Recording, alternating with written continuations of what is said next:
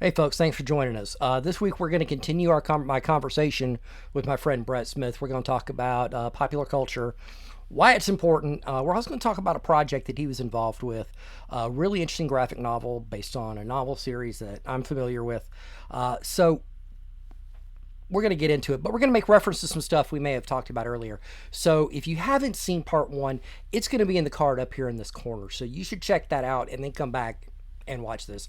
Otherwise, you might be a little lost. So, without further ado, let's get into it. We've been talking a lot about pop culture and the impact, and that really the right should be involved in pop Absolutely. culture. Um, Absolutely. but you're involved in right leaning pop culture. For example, you're part of a graphic novel uh, called Black Tide Rising, Yeah, yeah. based on a novel from John Ringo, which I read when it first came out. So, Okay, that's great. uh, yeah, I'm a huge John Ringo fan. That's right, that's right. Yeah, I read your, review, which was a very nice review, I appreciate Thank that. you, thank So, you. yeah, absolutely. But Everybody I check mean, that out. Put that in the yeah, comments. will do. Yeah. It was, it was good. The art style reminded me a lot of the '90s comics I used to read Mhm. back, early Image, Yeah. um, that really good stuff. And of course, John's story is, you know, it's a zombie apocalypse with hope. Yes. Yes, that's You know, that's what appealed to me because I when I first, the guys that had, bought the rights, the graphic rights reached out to me. I had never heard of it, so I didn't have any attachment to it, and I didn't, I was not precious about anything necessarily because I was brand new to it. So I read it, and I was a little bit skeptical at first because I don't like zombie stuff and I don't like zombie apocalypse stuff because it's most of it's like Walking Dead, where it's just nihilistic and mhm. it doesn't really have any hope whatsoever. I tried The Walking Dead, and I can't get past when they first get to the prison. Have tried over and over again to get past that, and I'm just like, no, I can't do this. I'm done. Um, but I mean, Robert Kirkman is a genius. He was able to turn his graphic novel into $1 million franchise. I'd love to do that someday. Uh, Right. but You and me both. I mean, $1 million franchise. I mean, and with spin-off shows. I mean, the guy just caught lightning in a bottle, um, Right. and good for I hate him, the guy, right? but it's pure jealousy. Yeah. So when I read Black Tide Rising, I said, okay, well, this has some kind of World War Z sort of aspects, and 28 Days Later, and at least some very interesting, some of the better zombie stories that I Mhm. was familiar with. I mean, I like Night of the Comet, but I mean that's such a Oh, such a spoof and like a that was a. I never even considered that a you know zombie thing until recently. it's barely a zombie thing, but it's fun. Right. It's more at this point, it's like an '80s time capsule. It's just pure nostalgia. But like, Dad would have got it's us Uzis. exactly classic lines. But I liked Black Tide, and I thought, like you said, one of the better qualities about it was it was a hopeful story, and Mhm. you know, to me, the most interesting part a lot about the zombie apocalypse stuff is the idea of being prepared. So, Mhm. in so much of the stories that we see, everybody's unprepared, right? Everybody doesn't have Yeah. enough food, they don't have shelter, enough guns, they don't have ammunition, whatever. So, they don't even have a bug out bag. So I Yeah. thought, okay, this is cool because I love survival shows.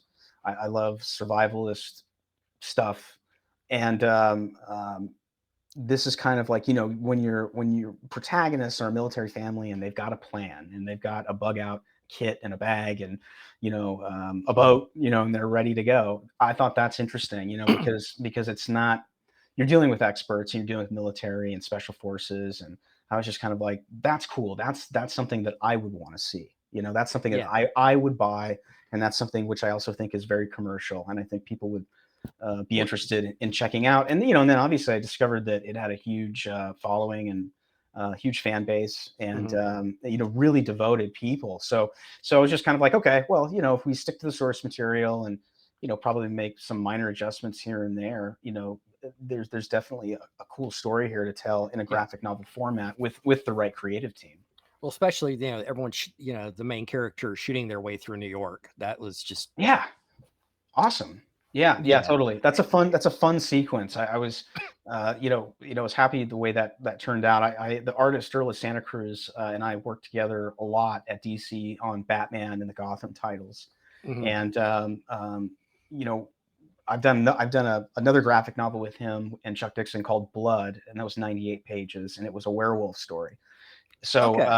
coming off of that, I just, I was just kind of like, we had a real nice look together, and I love working with him. And I was just like, I've got to have him back for this because he'll like this too. He'll enjoy Mhm. this. We all had a lot of fun on that book.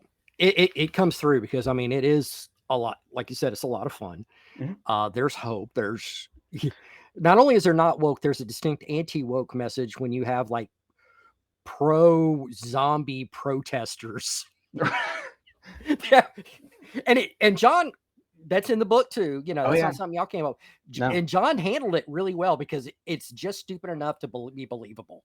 Well, yeah, and I'm proud that there wasn't much that we had to change. We changed the Mhm. girls' ages in order to just to make more sense Yeah. from the standpoint of the physicality and also there is a shower scene that works much better with an older adult than a younger one, Yes. as we say. So For the but record, for folks looking, this is not a sexual shower scene. right, right. No, It she's is it's a decontamination shower. exactly, You know, so which was done very, very tastefully. tastefully. Yes, Absolutely. yes, absolutely. I wouldn't hesitate to let my daughter look at that in a couple of years. Right now, I It's a wouldn't just because the zombie thing would. violence. Yeah, Yeah, I think we made a PG-13 book, yeah, and and she's that's 11, so. yeah, exactly, and I Mhm. just think, I mean, that's definitely something I would have read at 11, Oh yeah, same here. She's a but it's little a different skittish, a little culture. more skittish than me on some of this stuff. Yeah, She's sure, more likely to freak out on something like that, but I and mean, that's you and that's the whole reason I wouldn't let her do it now. Is just because I know she'd have trouble sleeping. well, and it's just amazing what you and I watched, Nightmare on Elm Street and Jason and the Friday the 13th. I mean, we watched Oh so much yeah, of that slasher stuff, but the more I think about that stuff now as an adult, and I watch it now, it's the violence is so abstract, it's so over the it's so top that ridiculous. Yeah. there is a comic book quality to it to where it's very discernible to a young person that this is make believe. Oh So yeah. you understand, and that's what my parents always used to impress upon me with movies. I remember as a very young, really early on, and I was going to movies when I was 2. The first movie I ever saw was Superman the movie with my mom, in 1978 around Christmas time. Mine was So Jaws. I would sit there and watch, and my mom liked to go to movies, and movies were back then very much a middle class ritual because they were Yeah. affordable and they were fun and escapist. Something you could do with a family and Mhm. not drain your wallet. It's Yeah, you get $4. Pizza Hut and with it, Yeah, and it's a hell of a night for it everybody, was, man. and if you caught the matinee, you're paying $4. I mean, Oh god, I remember basically. those $4, Yeah, $3, $4 matinee tickets. Oh, yeah, yeah, I was there exactly. Those every Saturday. I was watching something. No, I hear you, man. I mean, we were the same way, and we'd go as a family, or we'd go with my Mhm. aunt, my uncle.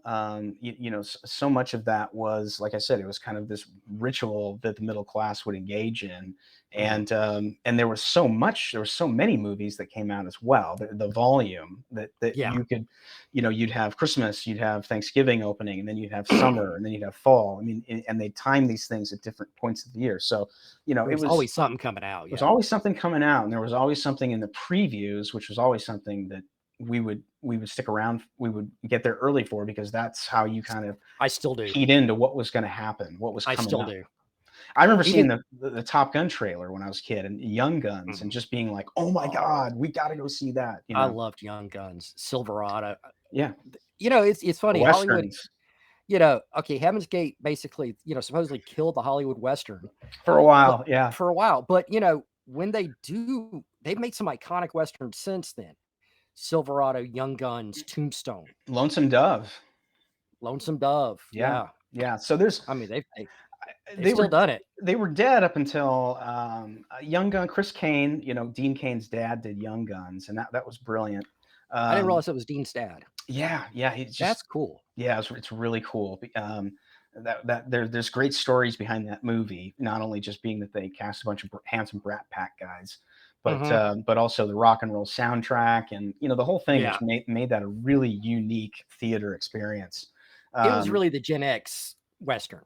yeah, yeah. But then you There's no doubt have about Unforgiven come along and with this deconstructionism and sort of change everything to a large degree. it. Hmm. I don't think you'd have things like Deadwood without Unforgiven. Yeah, So I'd say that's fair. and Deadwood's brilliant. I mean, Oh, it's amazing. I just love Deadwood. I was disappointed, when obviously that ended. But again, these westerns. I mean, what fantastic vehicles those were to drive messages and narratives. And Well, it's so much of the western is about the weak men which create hard times. And then the mhm. hard men who are have to come in and help to create good times. And that's what we're Well, going through right now. it's important to remember that the cowboy mythos is our knighthood legends. That's American, pure Right. through and We through. we don't we don't have knights like in Europe. We don't Right. have, anywhere you go in Europe, they have legends of knights back in the day and the King Arthur. chivalric culture. Right. King Arthur, you had the paladins of Charlemagne in France. Mhm. You had those legends. There was back in the medieval period, there were three different groups of legends: the matter of Britain, which was King Arthur; the matter of France, which was Charlemagne; and the matter of Rome, which was oddly enough Alexander the Great. Right. You Right. know, it was like he was Greek, but they weren't that specific. They didn't care that much. Yeah. We didn't have that. So as part of our culture, our local mythology, our Mhm. national mythology is the cowboy. Yeah. It is the Western. It's the Old West. It's Mhm. the frontiersman. You know, I remember when I was a kid, you still had Davy Crockett and Daniel Boone being household names. Yeah, I know.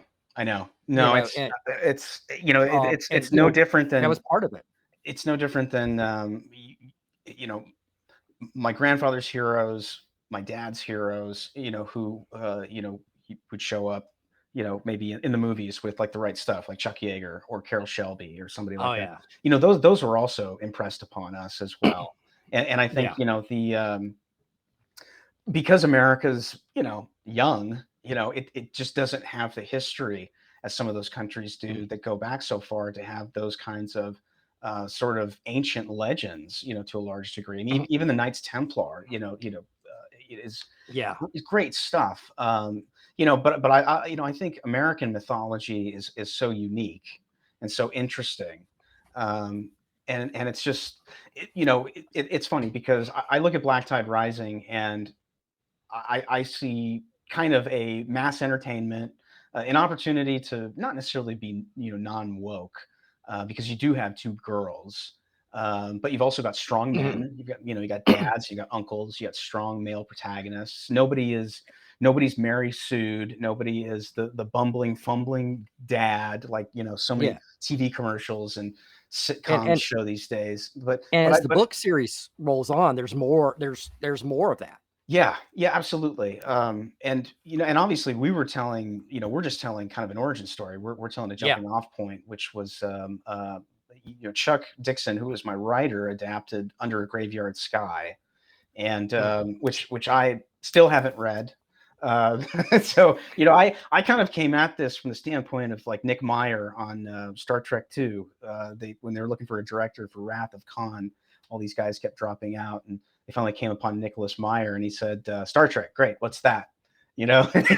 He had never even watched the series. I mean, Uh, just you Clearly know, that worked out pretty well because it it did might be the because best Star Trek movie ever. well, and I kind of thought about that when I was thinking of taking on the project or not. I just thought to myself, this is a perfect opportunity. I can be a Nick Meyer. I can just come in and frankly, we didn't have to do, like I said, we didn't have to really do anything other than kind of make some sort of logistical changes here and there. But I Mhm, knew, with the fact that the series has such a hardcore and devoted fan base, and being one of those fans myself of other things, I understood that, adhering to the mythos mhm. and what was already laid down, which I think is fantastic. So there's really no need to changing. And that's what Chuck and I just talk about was just sort of like, do we need to embellish or do we need to amp things up?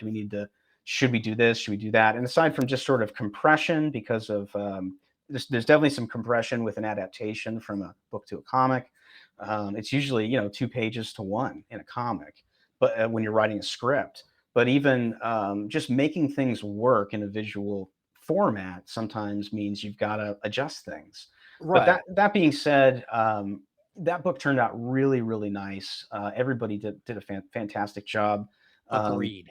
we As a tried fan, I to. agree. Well, and Jurlis and I, when we worked together, one of the things that I impressed upon him was from the art was, let's go for a cinematic look, something that's like a big widescreen stuff, and make it look as much of as kind of a movie as we possibly can within a comic book format. I don't want just storyboards necessarily, but I Mm. want just a cinematic look, and I did that with the coloring as well. And Chuck writes that way already, Yeah. so I think it was the perfect marriage from the standpoint of the right creatives, given the right the right task, and also a challenging one, and one that we all enjoyed reading. So then it becomes a pleasure to adapt it. And Mm. it's available now on Amazon. You can pick Yes. up the retail copy because we originally crowdfunded it, which is Mhm. a way that a lot of conservative creators these days are getting their projects made, because frankly there is no billionaires who are investing in any of us. There's no seed money, there's no grants, there's nothing. Mhm. I mean, the left throw gobs of money, tons of money at their creatives. And of course, we know what kind of entertainment that they crank out. It's propagandist, it's Entertainment. Marxist, it's insane. You got to Um, put it in quotation marks, dude. as It's much, not but entertainment. I mean, sometimes as much as I say that I would like to see the investors come in, I also know that that money comes with strings, Yeah. and unless you've got, I mean, it's not like working for a client. I mean, these people expect a rate of return, and Mhm. that's part of the problem, is that conservatives focus way too much on this idea of rate of return and don't understand that what the left is doing is they're focusing on changing the culture. And even if they lose a little bit of money, or they lose all their money on some of these things, they know at some point in time somebody's going to watch it, and it's going to have an effect, and Yeah. it's going to ultimately poison the culture and travel downstream, and into different facets of our culture, and ruin things. So it's Yeah. like, I like the idea of crowdfunding because people can go straight to the source, they can go straight to the customer, and then the Yeah. customer kind of decides whether or not this is going to happen or not. Yeah. Absolutely. And you talk about, they're not worried about making a profit on the left. Look at Michael Bloomberg, who's basically taking his massive fortune and is just literally throwing it at trying to create change, Right. the kind of change he wants. Nobody on the right's doing that.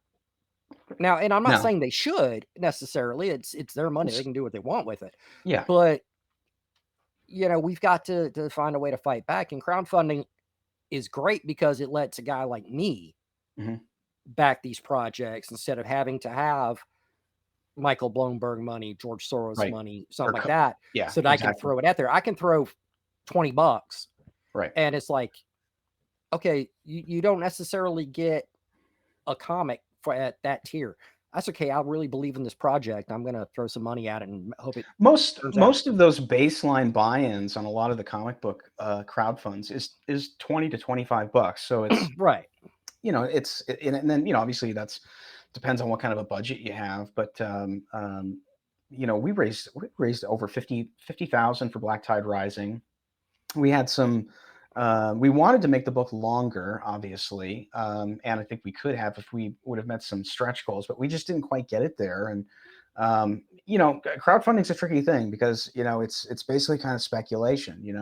It's Mhm. the customers are speculating on whether or not you're going to get this thing done or not. And Yeah. we did it over. There's a gamble. Yeah, there is absolutely. Fortunately for all the projects I've crowdfunded, all of them have funded, all of them have been successful. They've all shipped. There's a lot of them that don't, unfortunately. Mhm. But there's so many right of center creatives out there that are crowdfunding books right now. I would say probably the most powerful force creatively on the right now is within comic books, and it's mainly creatives like myself who work for Marvel or DC who don't anymore. Some of them don't agree with the editorial and the type of messaging that's going on in comics, which is largely the same in Hollywood. It's a bunch of woke nonsense, a lot of preachy stuff, it's a lot of propaganda. Mhm. Wanted to not only own the entities, own the properties that they're working on, but also just be able to tell their own stories, which is woke free, and also just kind of, not necessarily right wing screeds or propaganda on the right, but just storytelling. Right, because there's a With lot of it that's not happening. no, no, it's not. It's There's a lot of what we're seeing out of the comics that's pretty clearly not storytelling its message. Yeah, it's lecturing, and it's basic propaganda, and nobody wants to go see that. Nobody wants to pay money for that, and when they do, a lot of the times they feel suckered. So I Mhm. think,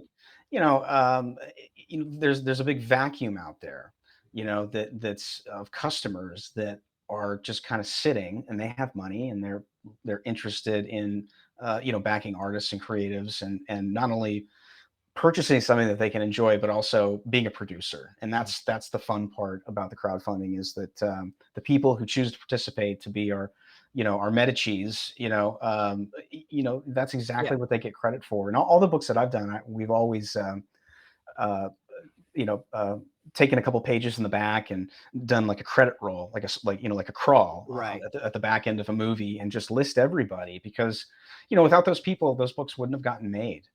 So Yep. it's fun. It's a lot of work to crowdfund, but at the same time, it's very rewarding, and it's unique in that sense, to be a creative and to basically finance stuff with your fans, with your crowd base. And the Mhm. Black Tide Rising fan base, we're great. They're fantastic, and I think that Yeah.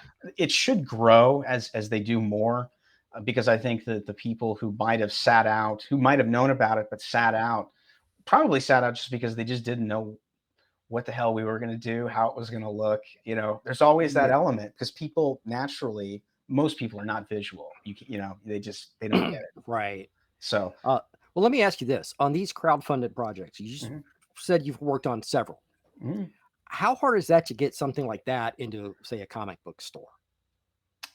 It's not. You can special order really anything. And most of everything that I've done has gone through a publisher on the back end. So if we crowdfund it, obviously the people that backed it will get their stuff sent to them, and then what we usually would do would print some extras, Mhm. and then strike a deal with a publisher. So Black Tide Rising landed a deal with Bain, which makes sense because that's who published the original books. Right.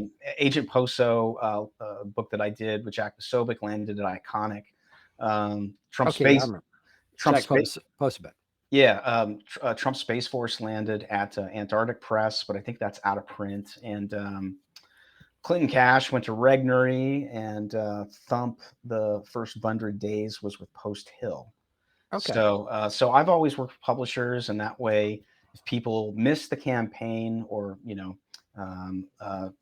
just wasn't interested maybe at the time, there's always a way to buy my books, on Amazon, which is, you know, that's how you sell books these days. You know what I That's mean? true.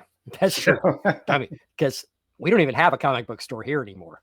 yeah, it So, sucks, man. But I mean, most of these books are all available through distributors, national distributors like Simon and Schuster. So if mhm. you want it, you can reach out to the publisher, or your comic book store can, and they'll special order it for you. But Okay. but at the same time, if you want it within the next 3 days, you can go to Amazon and pick up most of it. Trump Space Force is the only one where you got to go to eBay, because they're just not printing anymore. And So that's anything out of print. yeah, yeah, which is Yeah, which that's is not kind a of cool, because it's driving up the prices of them. yeah, that's They're awesome. becoming collectible, Yeah, which is because ultimately what comic books, I know I that's what mentioned it to you is. that's something I've always kind of wanted to write. It's like I'm a Yeah, novelist, but comic books. There's just something cool about a comic book, man. it is. It is. Yeah, It's it's just exciting. It's fun. And I don't think, I still think that they're great for young people. It's, got, probably you and I both reading a lot earlier than we would have. And then, and when you start reading comics as a kid, you go to the novels as yep, well. You branch yep. out, and that's because that was my path. So I think anything that gets kids reading, and gets them being creative, and using their imagination and stuff like that is a good thing. Plus, we really do need artists on the right. We need people out there creating Yeah. stuff. Hmm. I always tell Ann Coulter tells young girls who are first going into college. She tells them to become teachers, and I think that's a great idea because Yeah, because we we need. didn't for a long time. That's right, and we need to do that now. And it's the same with the right for a long time. They just kind of take this attitude with the arts that, oh well, that's, I'm above all that or something. But the truth is that um, it's short sighted, and just like we need people to run for office, we also need people to create the art. And if Mhm. we're not represented in the arts, we certainly know who's going to create and what they're going to create. And, we typically don't like that stuff. So, I'm not one of these people who sits around and complains about how woke and crappy and how crappy things are. I don't boycott. I'm going to go see Mission Impossible because I want to send a signal to Hollywood that this is the kind of entertainment that I want more of. Mhm. Yeah. I'll probably go see Oppenheimer because I like Chris Nolan a lot, and Oh I've yeah. heard some good things. And plus, James Woods, the great James Woods, is one of the producers on the movie. And So he's one of us. he is absolutely. I don't think he'd put his money behind something that was pro-communist or anything Yeah, like that. I don't see him rolling woke anytime soon. No, no, I don't think so either. I'm not going to go see Barbie because I know it's a bait and switch. I know the marketing doesn't reflect what's going Well, on in the remember, story. Amy Schumer was who was originally cast in the role. Right, and yeah, exactly. And I don't think it was feminist enough for her. So, Yeah. I think all of us, boycotting things ends up hurting people on our side. And what do I mean by that? Well, people work at these theaters, Yep. people work at Chick-fil-A, people work at Target, and frankly, really, it's one thing to shop at Target. It's another thing to buy all of the Pride stuff, right? Mhm. Don't buy it. Just don't buy Yeah. it. But it doesn't mean you need to boycott them because then your neighbor and your neighbor's kids are out of jobs when they close it down. And this Yep. is the problem that we face on the right. Unless there is a viable alternative out there, like a Hobby Lobby, like a big box place that can compete with other big box places, boycotting is a stupid idea because it Mhm. just puts people out of work. And that's part of the Marxist plan, is to destroy the middle class. So Yeah. it's like Chick-fil-A has to hire a DEI officer.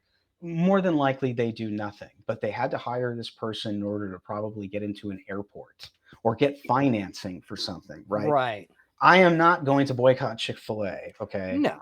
Because my neighbor owns the franchise. Why am I going to punish my neighbor who is Yeah. employing really great high school kids at this place and teaching them all these great hard and soft skills? But why am I going to punish him, who's a local, for something that corporate did?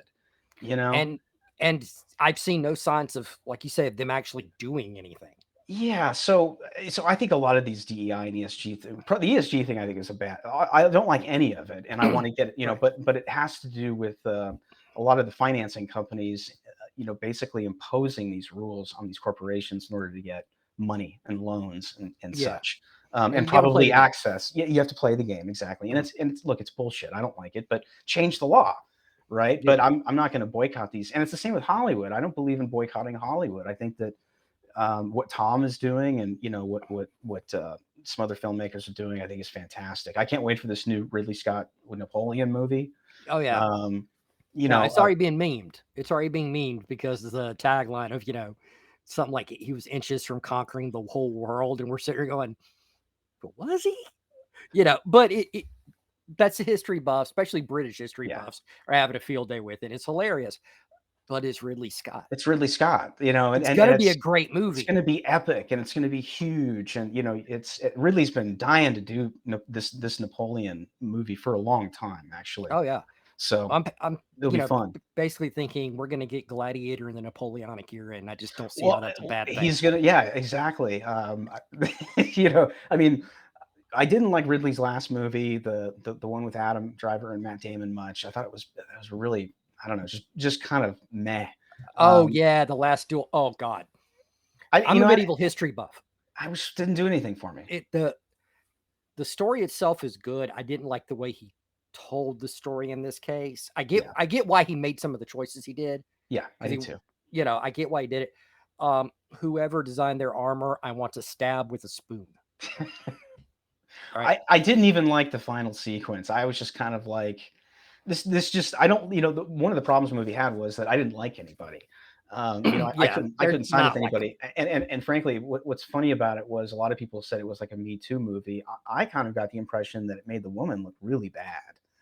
Both these guys had their intentions, and their intentions were both different and told in different Mhm. ways. But the woman, how could she not be the blame for all of this? Frankly, I was just like, To some degree, yeah, yeah, and just you like can make that case. she controls what's going on here. You know what I And mean? Just and people wanna make it a Me Too thing, but, I mean, this was an actual duel. right, This right, is not this was not something someone concocted and says, yeah. "Well, this one can get, Adam Driver will be basically playing Harvey Weinstein." No, It's this shit funny, actually happened in the 14th century. It was a right, right. real thing. Well, and just in comparison to another Ridley movie, you go back to his first movie, The Duelists, and that is a fantastic movie, and it's so Yeah. much fun, and Harvey Keitel, and you know, uh, it's just it's so wild, and it's like this visually, it's like this love letter to Barry Lyndon. It's just beautifully shot, and it's playful, and it's got great action sequences, and I was just kind of like, this is dull Ridley. What's going on in Rid's mind right now? Is I but he's think he just was I think not he was still engaged.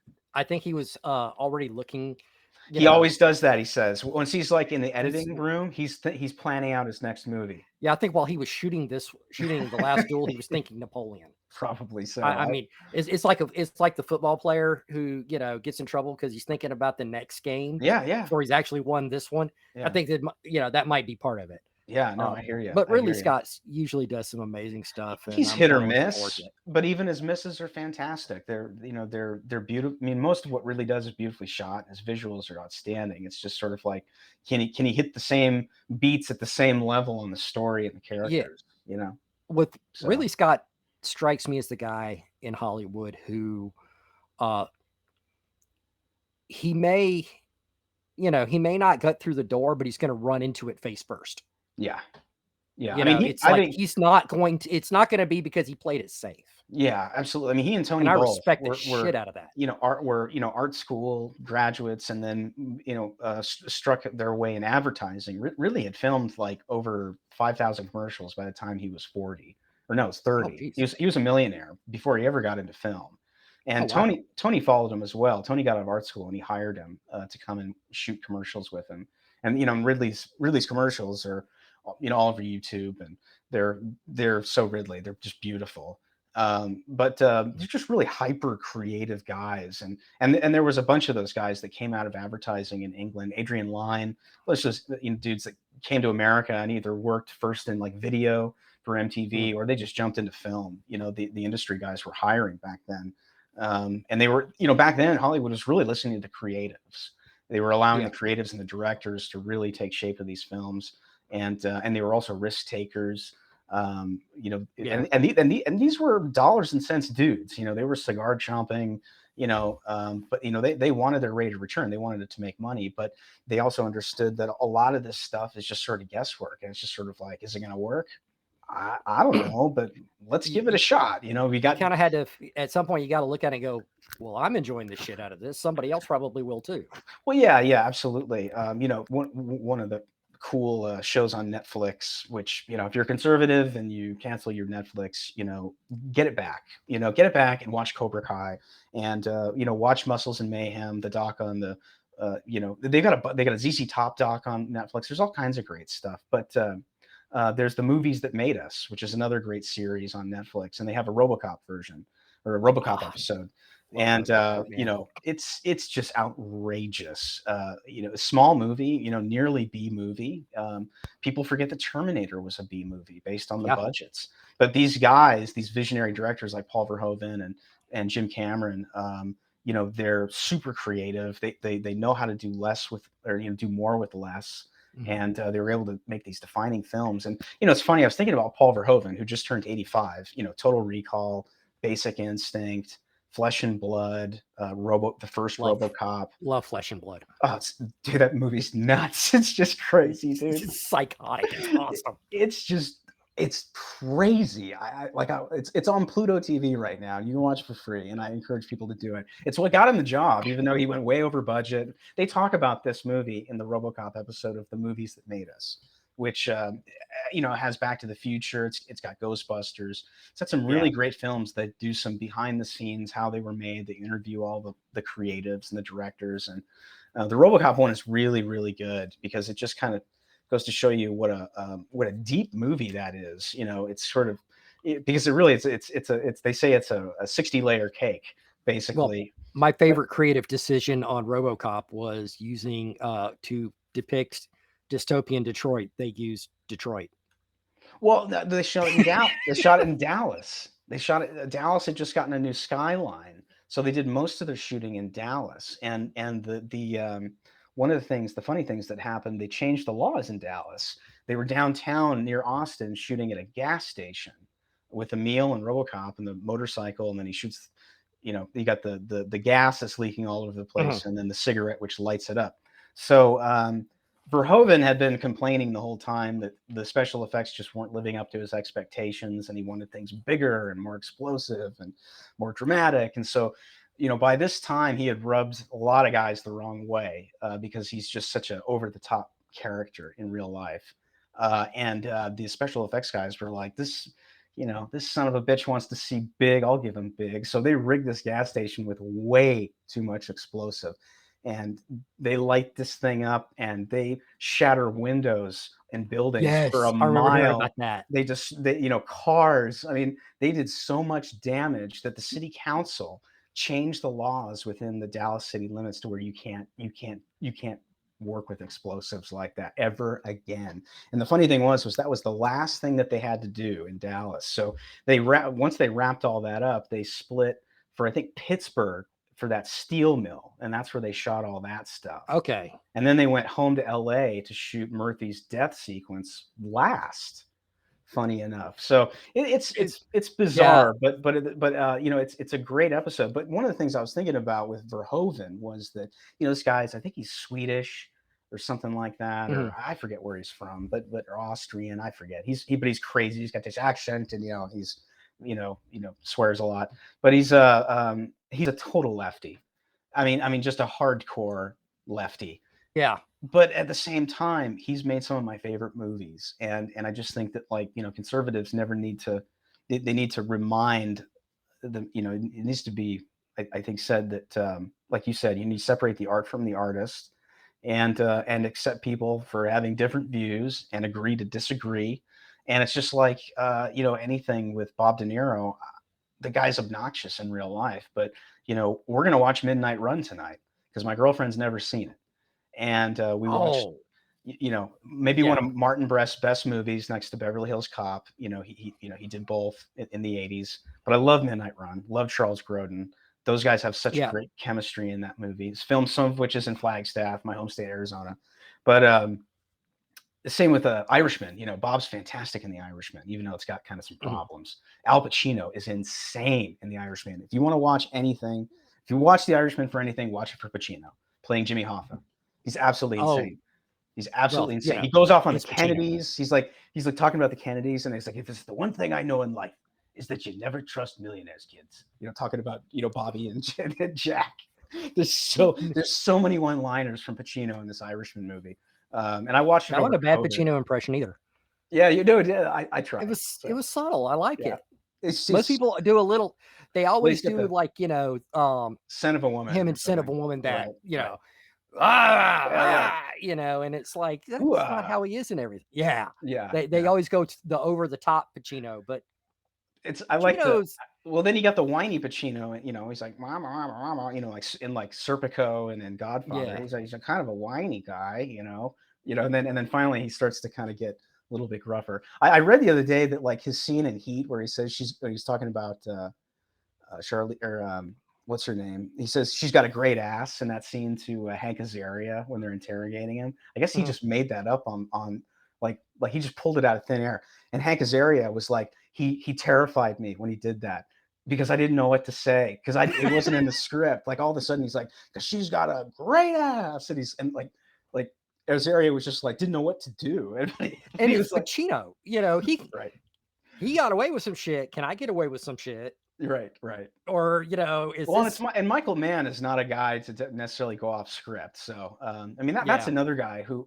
I guess is going to film a sequel to Heat, and I'm glad to have him Oh, getting back into the fray. Now, all we need is Peter Weir to come back and film a sequel to Master and Commander, or maybe just another Master and Commander movie. But yeah. we need these auteurs, these guys to come back into Hollywood, and Hollywood, frankly, needs to go out and start hiring people. I'm seeing more actors in commercials than I am in films, and that tells me that. And I know they're on strike, but just the output right now out of that town is just pathetic. They're not producing enough, and I think if they start cutting down on these budgets and start getting rid of a lot of these really heavy CGI movies, which just eat money. I mean, CGI is so expensive. Practical effects, makeup effects, it's half the cost or less. So Eh, but the problem is that the practical effects guys, they have a union. The CGI guys, they don't have a union. Well, it's So funny you mentioned that because, all right, when I'm going back to the 80s, one of my all yeah. time favorite movies, The Last Starfighter. Oh yeah, yeah. But One of they the had to first to use, use CGI. One of the but first movies CGI at the next to time Tron. Yeah. was cheaper than practical effects. That's why they did it. I They don't know wanted, about that. I mean, I saw the documentary where they were making it. They said that at that's that time it was really cheaper. Yeah. probably than doing motion control and especially with what they wanted to do. Yeah. Um, They were the, wanting, they were wanting a lot. Think yeah. Star Wars level miniatures and Oh yeah. everything. Oh, It's absolutely. just, It'd be it's almost just be not impossible. It would almost be right. impossible, especially with the last move that ship has, Yeah. spinning around and shooting everything. I don't know Yeah. how you do that with an in-camera effect. But, I think, I mean, the problem with all that stuff, and even Tron, was the rendering time. And even today, mm, the rendering time, it just takes days to render this stuff because and compress, and even when you have multiple processors and stuff, you're rendering each frame. And mm, you're talking about, a 2.5 hour movie. Especially these Marvel movies are so CGI dependent and so heavy.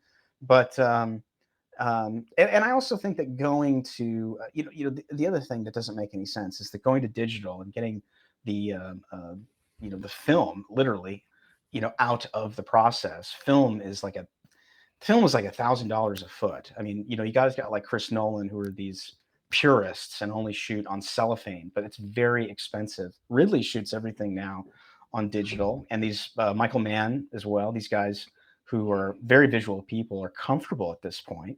mm, Make no mistake, they go back in and post, and they add grain to everything to make it look more organic, like right. film. But I think that if Hollywood can suck some of the CGI out of these movies and compress, or at least uh, start to do less CGI heavy movies, and I think everybody at this point is probably um, pretty burnt out on superhero stuff, which seems to be where all of this CGI stuff is most dependent. I'd like to get back to just doing kind of the broader stuff, smaller films, but you still have your large blockbusters like we had in the 80s and the 90s, and that way Yeah.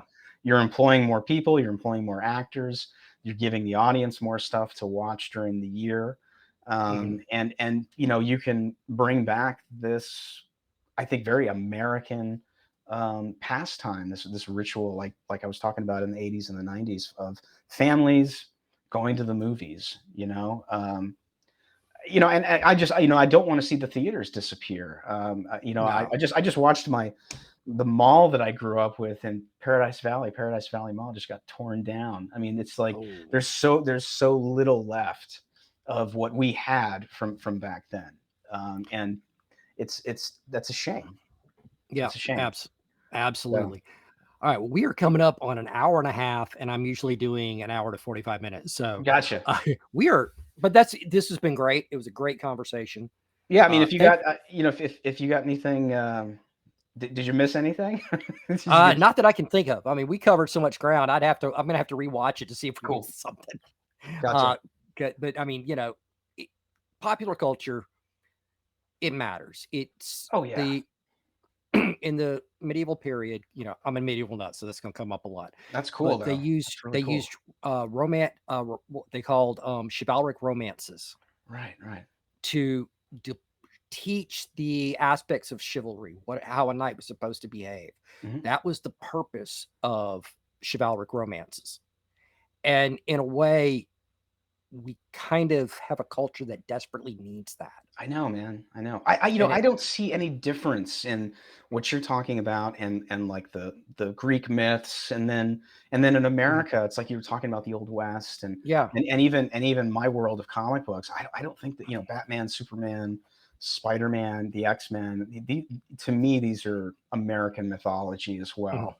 You know, and probably even for our generation, the movies and Mhm. the TV shows that we grew up with. And Tarantino said this, so I can't take credit for it, but he said that's really the glue that holds Gen X together is Mhm. the TV and the movies and the pop culture that we all enjoyed and we all consumed. And um, we're just lucky that we had kind of like what you're talking about, like these Mhm. chivalric um, myths Yeah. that came through and all of this stuff. Well, But is it it's like we were talking about, is it any different? I mean, isn't this just how cultures pass down through time, um, what is just, what is right, what you want to aspire to. yeah.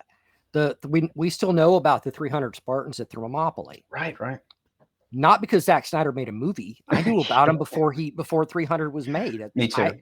I was like, "Oh, I'm going to that movie so bad." Yeah, I know it's not remotely historically accurate. It's not pretending to be. He's saying, "Hey, I based this on a comic book that was based on a movie." yeah, There's no pretense at being historic. I yeah. didn't care because that legend was something that had been down to, for millennia Well, yeah, and you and I for don't that have to reason. be Spartans. We don't have to be Greeks. We don't have to be from that era to be just, awed and inspired by the warriors, the And 300 we don't even warriors. have to have Gerard Butler's abs, thank Yeah, God, yeah, because yeah. No that would be kidding. very I would be very disappointed if I'm that all was about required. being physically fit, but I mean, you really have to diet your ass off to do that kind of stuff. Oh, It's like, yeah. no, Yeah, it's like no. there's lines.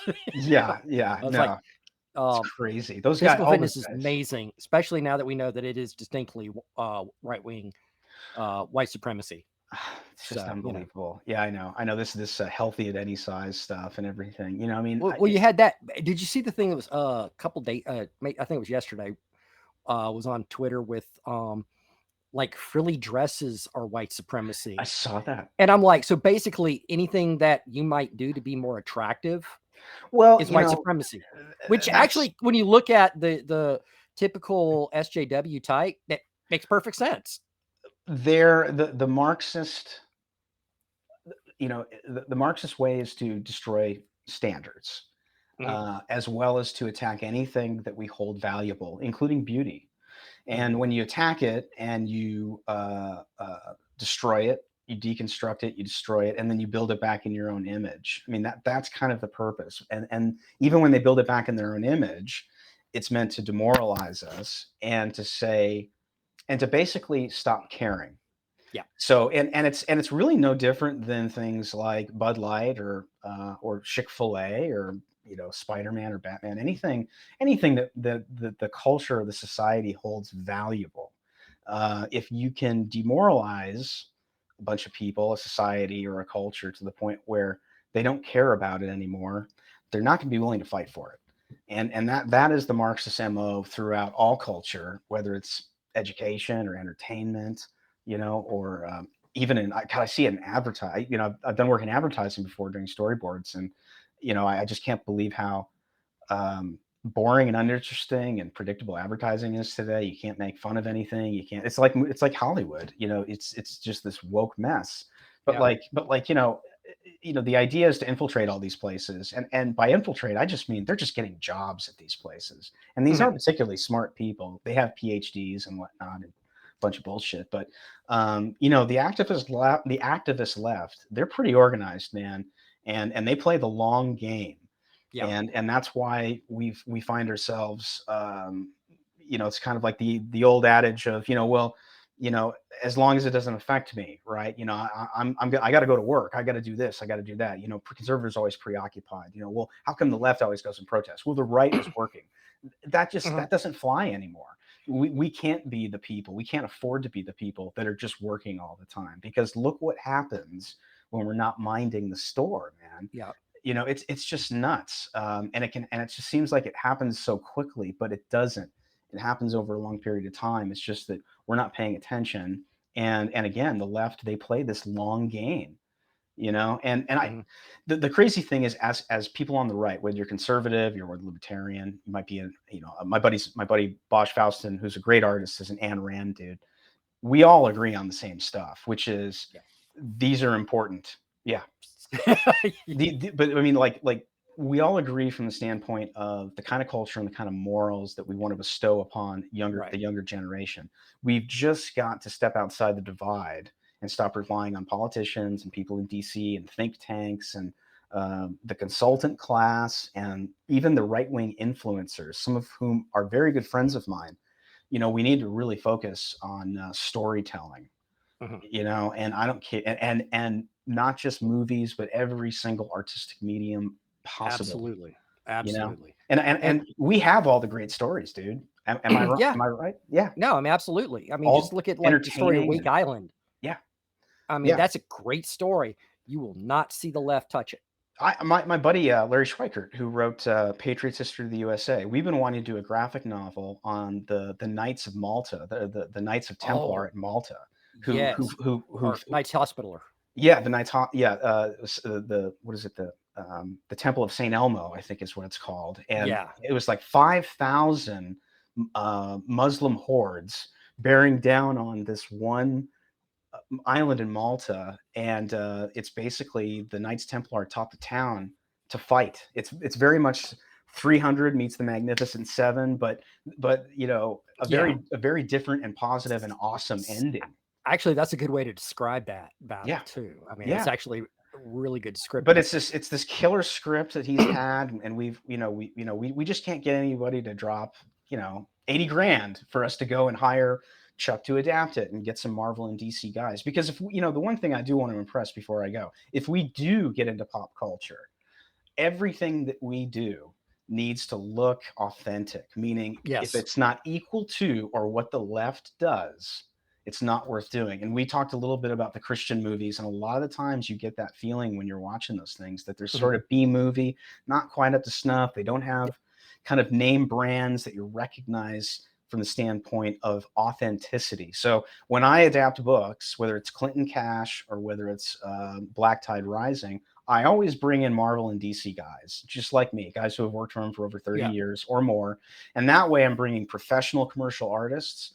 Absolutely. I'm putting to work conservative professional commercial artists so they don't have to go and take work from the woke comic book companies. And also, we're producing something that's for everybody, and it's awesome and it's fun. And above all, it's authentic looking. And when Yeah. people look at it, they're like, holy shit, what is that? I got to take a look in the inside, Yep. you And know? it's and when it does look right, um, where I'm from is Albany, Georgia, home of Sherwood Baptist Church, which Mhm. did Sherwood films. Ah, Kirk Cameron's done some of their stuff. yeah. Number of things are here. I had seen a lot of Christian movies throughout the years that were just awful, and then they did one called Facing the Giants. Mm, It's about a high school football team that's perennial losers. They turn over things over to God and start winning, which nice. very Christian theme. I watched it because they filmed it at my old high school that Sherwood bought. That's cool.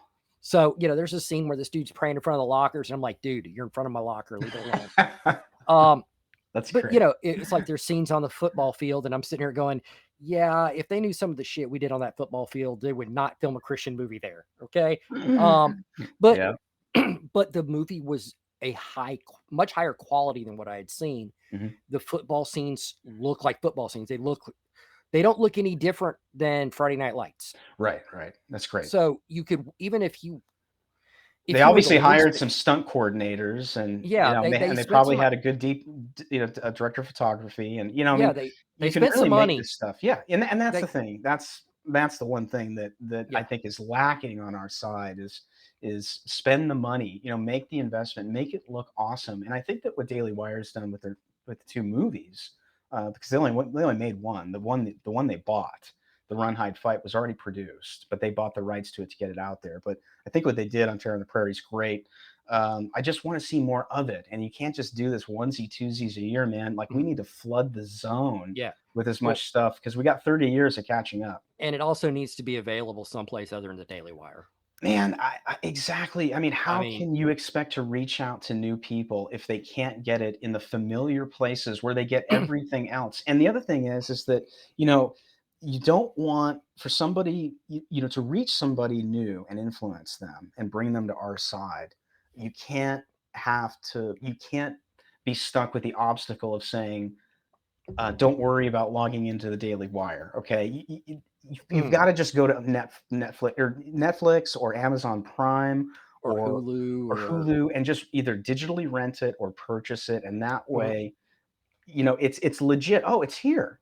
Oh, it's here along with everything else, right? Right. And frankly, if we're not in those spaces, if we're not invading those spaces with our own stuff and being side by side in a competition in the free market with the left's entertainment, then what the hell is the point? Yeah. All of my stuff is on Amazon, or you can get it through Barnes and Noble, and that's for good reason because I want it available, man, and I don't want Yeah. any obstacles in the way. And I don't there doesn't need to be any kind of like purity test to go and buy my stuff, you Yeah, know. exactly. And So and a lot of people might I I I watched Run Hide Fight.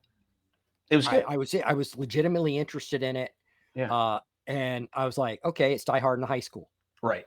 Right. Awesome. Yeah. Even I that mean Treat it's Williams. I mean, yeah. yeah. I was like freaking amazing. And it was about one of the horrors of our modern age and it being flipped. I was like, I Yeah. get why Hollywood didn't want to release it. But I our could but s- our but I mean, look at all of the people who would influence from the standpoint of guns. Mhm. I've been watching Top Shot on Pluto. I love that show, and I Oh just yeah. think as something that could bring people into gun culture without having to be a movie with violence or a movie with violence involving guns, but something that's just pure competition and sportsmanship and Yeah. I accuracy. think that was originally History Channel. Uh It's great. It's got the and Cody guy yeah, from Survivor who's the host, and yep. they They bring in women and men, and yep. it's fantastic. Competition shooters of different types and Yeah, say, here, it's yeah, a reality show. The way and it doesn't play up the drama aspect. It's yeah. we're gonna shoot some shit. Yeah, there's way I've watched one season of Survivor. I watched the Gen X versus Millennials for obvious reasons, and that's as much Survivor as I want to watch. But one thing I did not like about I liked all the challenges and everything, but I didn't like the drama. So when I watched Yeah. Top Shot, I'm like, okay, this doesn't have any of the drama because the dudes are just like, all right, you're out. I'm not voting for you. It's Yeah. so Well, funny. History Channel also used to have a thing called Tales of the Gun, Mm. and it was just history of different guns. History Channel And has done some really good stuff, man. but that was back when they actually, showed history. Well, they also produced the, Sons of Liberty series, which was Mhm. very much a Young Guns template over the Founders. They went out and Yeah. hired a bunch of young, handsome dudes. Henry Thomas, the ET kid, is one of them, Yep. and they told the story of the Founders in like a 5 or 6, episode series. They got Hans Zimmer to do the Can't go wrong music, there. and Can't go wrong there. beautifully shot. I thought that I love John Hancock's character. He was so bizarrely funny, and kind of awkward. Yes. I thought that was a brilliant series, and I thought to myself, this is the first time that these guys have been relatable to me because they're a bunch of guys in their 20s who Yeah, were which they probably were. kind of hammered half of the day because they've been drinking beer Yep. because water is dysentery. So, it's interesting. It was an interesting take. I just didn't think it was long enough, frankly. But you Right. know, that's one way to make history interesting, and it certainly Yep. did for me with Young Guns. Got me really interested in Billy the Kid and the West and all that Yeah. stuff. Who knew? Well, the last thing I'll say on History Channel is the one day I was watching an episode. Um, it was called Suicide Missions, a show called Suicide Missions, and this episode was about Army medics and Navy corpsmen, and I was Oof. a corpsman. Were you? Yeah. Okay, so So, was my uncle. My uncle's a Green Beret, and he was a corpsman okay. under I was Kennedy. I was Yeah. a Navy corpsman, and Wow. I'm like sitting here going, "Wait, seriously? What I did was a suicide? Why didn't they tell me this shit when I enlisted?" S- But it was really cool to see it, and it was, yeah. so That's all right, that's well, that's that's pretty badass. I mean, frankly, I mean, to have that, that's a notch in your belt, dude. To have, I'm you I did you've not I been I was never tested. part of I was never part of any of the cool stuff, Yeah. but the fact of the matter is, one of the things I'm most proud of is being a corpsman, not Oh, yeah. because of what I did, but because of what the corpsman before me did. Yeah. It is the most decorated rating in the United States Armed Forces because winning the Medal of Honor generally required death because it was above and beyond the Call of Duty. Our Call of Duty got other people medals of honor. You're right. You know, Right. Right. I never did any of that. I don't pretend I ever did any of that, Yeah. but I was one of the number of the people who did, Oh, yeah. No, I and mean, for that I'm inordinately proud. no, it's something that's unique to the military is that brotherhood. No matter Yeah, what you did, you're part of something, and yeah. that's very special. So I often feel kind of the same way about my creative teams, especially when you're tackling a big project. Um, Obviously, it's not the same kind of service, but at the same time, it's teamwork. There's a Hard work brotherhood, forges and a bond. it does, and it's special, and it's funny. It It's I always kind of get a little, I get a little sad at the end of projects. I'm excited when they're coming out because obviously everybody gets to see them, and that's the whole point. But at the same Yeah, time, you miss the bond and that kind of brotherhood you have during the production, and you also miss the pressure. Funny enough, so it's it's true. it's that's part of I think just kind of being an artist, Fair. That's fair. All right. Well, on but no this, we're going to complaints. wrap it up because we have been at this for, again, a while. Didn't seem like it.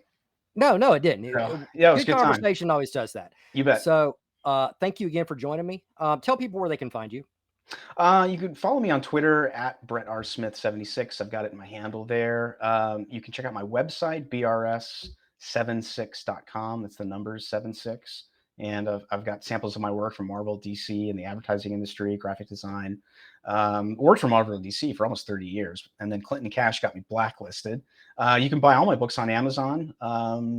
And I think and you can also check out my podcast, Lisa DiPasquale, my girlfriend and I have, which is Political Punks. You just got to search on YouTube, Political Punks, and you'll find it. And we're at Political Punks on Twitter as well. So, but thank you. I really appreciate it. And we'll do it Uh, again. Absolutely. And for the record, Political Punks, Brett and I talked about me possibly going on there at some point in the Yes. future.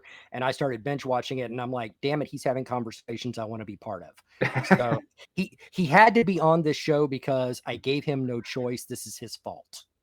No, it was an absolute pleasure. This is a lot of fun. Absolutely. We'll do it again. Absolutely.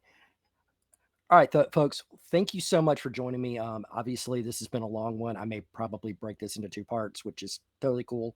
Um, but if you like it, hit like, subscribe, all that jazz. And we will see you next time.